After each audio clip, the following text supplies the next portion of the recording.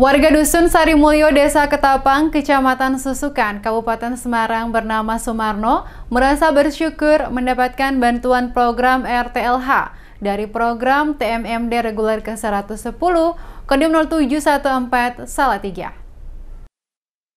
Sumarno, warga Dusun Sarimulyo, Desa Ketapang, Kecamatan Susukan, Kabupaten Semarang bersyukur karena mendapatkan bantuan rumah layak huni dari program TMMD reguler ke-110 kode 0714 Salatiga, di mana pria yang mempunyai sampingan menjadi pembantu petugas pernikahan itu kini bisa mempunyai rumah yang bagus. Ia berujar pihaknya sangat bersyukur dengan adanya bantuan ini sehingga terlaksana dengan baik. Tak hanya itu, Sumarno juga mengucapkan terima kasih sebanyak-banyaknya kepada para TNI yang memang tulus membantu warga.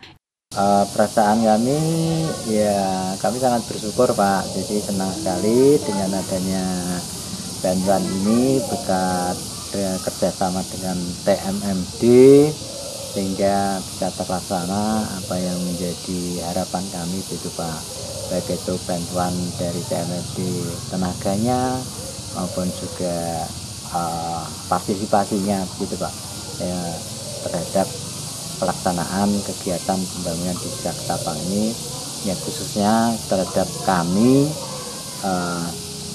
RTLH gitu Pak.